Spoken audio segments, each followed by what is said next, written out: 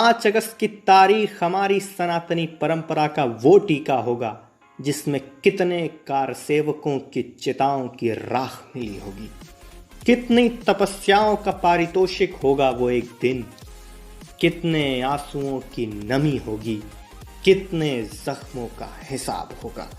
भारतीय इतिहास में उस तारीख का जिक्र सियासत की कालगुजारियों से लेकर प्रभु श्री रामचंद्र का प्रतिबिंब साबित होगा। शौर्य, उत्कर्ष और हर्ष होगा, लहराता भारत वर्ष होगा।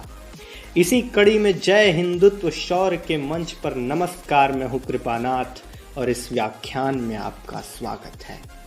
श्री रामचंद्र का वजूद इतना भी हल्का नहीं जिसका हिसाब न्यायालय की 4 दीवारियों में कानूनी दस्तखत ही इसका हिसाब कर सकते थे, बल्कि उन राम भक्तों की देन है जिन्होंने अपना सर्वस्व श्री राम को न्यौछावर कर दिया, गोलियां खाई, बलिदान दिया। याद तो होंगी वो सरयू को खून से रंग देने वाली गोलियां, गोधरा जंक्शन पर चीखती उन भक्तों की आह, उन लोगों की आह, उन निरहों की आह, वो आग जिसे लोगों ने जलने दिया, वो आंसू जिसे सियासत ने बहने दिया, सिर्फ इसलिए ताकि वो अपने अपने मूल्यों के दम पर सियासत के शतरंज में लाशों के दांव खेलते रहें। न जाने कितनी पीढ़ियां रामलला के लिए केस लड़ते लड़ते मिट गईं, तो कितनी दंगों और राजनीतिक साजिशों की भेंट चढ़ गईं।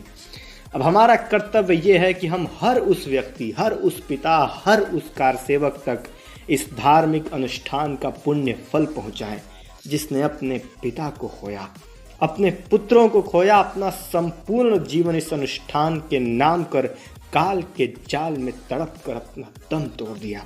और कटु सत्य तो ये कि कहीं न कहीं समता और सद्भाव के खेल में हम असली योद्धाओं को सम्मानित करने के बजाय उनको पूरी तरह से किनारे कर चुके हैं। क्या हम नहीं भूल गए कुठारी बंधुओं के योगदान को जो रामलला के सम्मान के लिए मौत से भी नहीं डरे? वो कल्याण सिंह जिन्होंने अपने आराध के लिए सत्ता को भी छोड़कर प्रभु श्री राम का अभिमान रखा था। न जाने कितने बाबरी मस्जिद को ढहाते समय मौत के मलबे में दफन हो गए। न जाने कितने होठ नफरत की आग में हंसना भूल गए। कितनी माओ ने अपनी औलाद को गोलियों से छल्ली होते हुए देखा, अपनी आंखों के सामने देखा, और ऐसा नहीं था उन्होंने कुछ पाया नहीं। पाया भी तो हिंदू आतंकवाद का वो तमगा जिसे विशुद्ध राजनीतिक मंसूबों को अंजाम देने की खातिर इजाद किया गया था।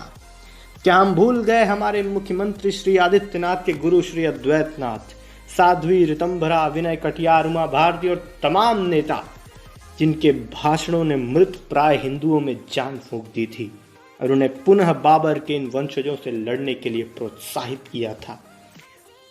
सीताराम गोयल, हनुमान प्रसाद पोद्दार, कोयनाड ईस्ट, राम स्वरूप और तमाम हिंदू बुद्धिजीवी जिनके लेखों और किताबों ने हमारे राम मंदिर अभियान को केवल एक नई दिशा नहीं दी बल्कि विश्व पटल पर ला हर किसी को इस योग्य बना दिया कि वह तथ्यात्मक आधार पर मंदिर निर्माण का मार्ग प्रशस्त कर सके।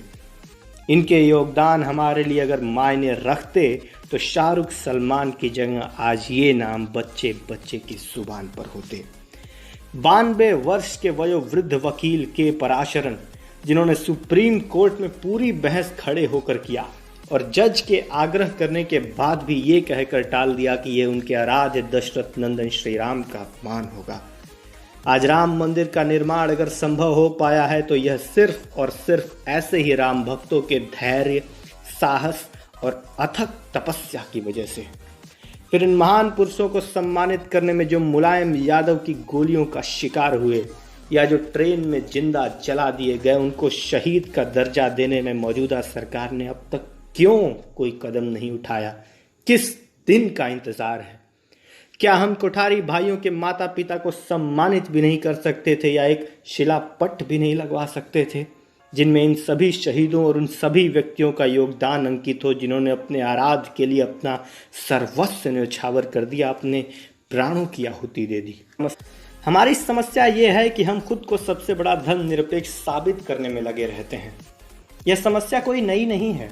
1669 में जब औरंगजेब ने काशी विश्वनाथ मंदिर तुड़वाकर वहां मस्जिद बनवा दिया था और उसमें स्थित शिवलिंग को मंदिर में स्थित कुएं में फेंकवा दिया था, तब ऐसा नहीं था हमारा खून नहीं खौला और हमने बदला लेने की नहीं सोची, परंतु वहां भी आड़े आई तो हमारी यही धर्मनिरपेक्षता।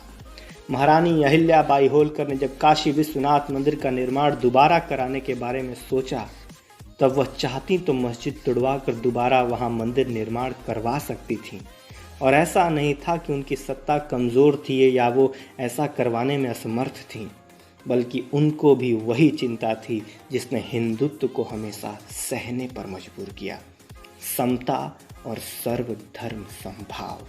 फलस्वरूप उन्होंने वहां से कुछ दूर हटकर मंदिर का निर्माण करवाया ताकि उससे मुसलमानों की भावनाएं आहत न हो जाएं। जो कुछ दिन पहले तक उन्हीं हिंदू भाइयों का मंदिर हुआ करता था, वहां एक मस्जिद बन गया था और इससे किसी को कोई फर्क नहीं पड़ रहा था। इस सर्वधर्म समभाव और समता का चक्र ने हमें आज़ादी में भी अपना शक्ल दिखाया, जब जिन्ना के एक बयान पर लाखों लाख मुसलमान उनके साथ खड़े हो गए और उन्हीं भाइयों, अपने हिंदू भाइयों की हत्या की जो उनके साथ समता से रहते थे, धर्मनिरपेक्षता की बात करते थे, और गांधी जी जैसे लोग जो कि अपने अंतिम सांस तक मुसलमानों के हक के लिए लड़े, धमकियों के बाद भी अनशन पर बैठे। पॉलिटिकली करेक्ट होने की होड़ आज से नहीं है हमारे देश में, वो होड़ तो तब भी थी जब धर्म को अखंड भारत का तोड़ने का जरिया बनाया जा रहा था और हम सेकुलरिज्म पर लेख लिख रहे थे। धार्मिक अनुष्ठान में टीआरपी का बंदरबाट और सियासत को साधने की कारस्तानी, ये दो परिणाम ही कहीं उस तारीख का पर्याय न बन जाएं, बस डर इस बात का है। वरना बाजारों में मूर्तियों का मोल भाव होते तो बहुत देखा है, बस टीवी पर प्रभु श्री राम का व्यापार होते नहीं देख सकता।